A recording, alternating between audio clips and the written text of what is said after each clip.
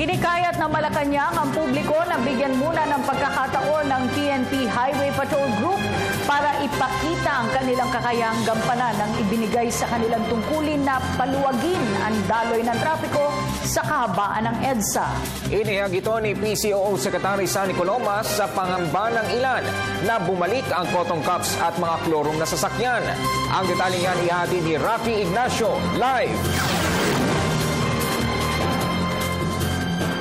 Salamat. Hinikayat nga ng Malacanang ang publiko na gawing positibo ang pananaw sa pagtatalaga ng Highway Patrol Group ng PNP sa kahabaan ng EDSA. Ayon kay Secretary Sunny Coloma, ito po ay makakatiyak na piling-pili at nagkaroon na ng gabay ang HPG mula sa nakaraang karanasan. Hinikayat ng Malacanang ang lahat ng bigyan ng pagkakataon ng PNP Highway Patrol Group na ipakita ang kanilang kakayahan para paluwagin ang daloy ng trapiko sa kahabaan ng EDSA.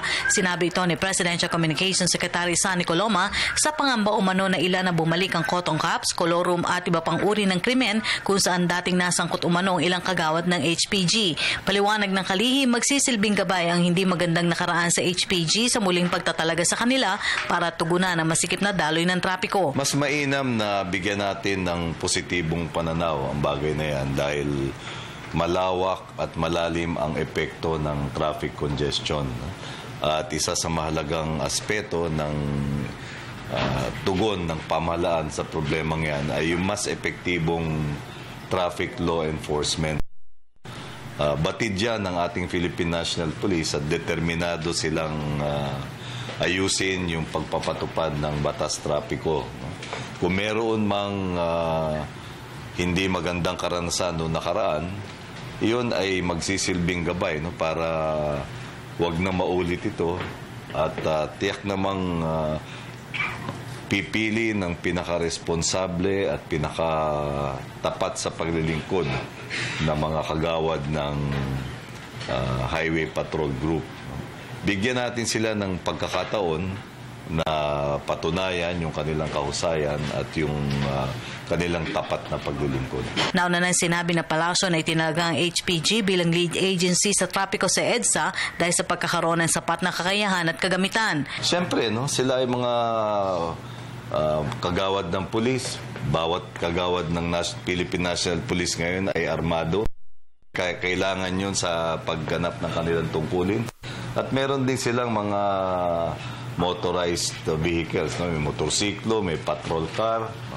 Lahat ng mga kagamitan na yan ay kailangan para sa epektibong traffic law enforcement. Sa kasalukuyan, patuloy pa rin ang konsultasyon ng pamahalaan sa iba pang stakeholders para sa pagsasaayos ng daloy ng trapiko.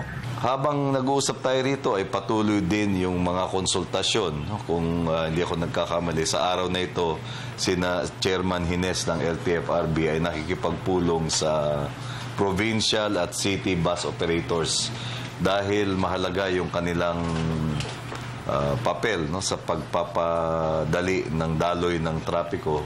Merong mga panukala hinggil doon sa mga dadaanan ng provincial at city provincial buses.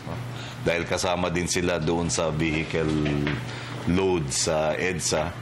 Meron din mga ongoing pa rin sa mga port users dahil nga doon sa mga dinadaanan din ng truck. At maraming mga konsultasyon na isinasagawa para kapag na-anunsyo ito, bago i-anunsyo yung mga isasagawang hakbang. Muli rin hiningi ng Palasyo ang kooperasyon ng publiko sa inilatag na hakbang ng pamahalaan para paluwagin ang daloy ng trapiko. Batay sa report, nagkakaroon na ng epekto sa ekonomiya ang mabagal at masikip na daloy ng trapiko. Tiyak na pag-aralan ito ng husto dahil para kay Pangulo Aquino, mahalaga yung suporta ng mga mamamayan. Nais niyang tiyakin na yung mga ipapatupad na mga aksyon ay aani ng suporta sa ating mga mamamayan sapagkat pag mayroong suporta ang mamamayan, mas mataas ang probabilidad na magtatagumpay ito. At yan po ang ating dito sa Malacanang sa tulong ng RTVM. Ako po si Rocky Ignacio para sa Telebisyon ng Bayan. Maraming salamat, Rocky Ignacio.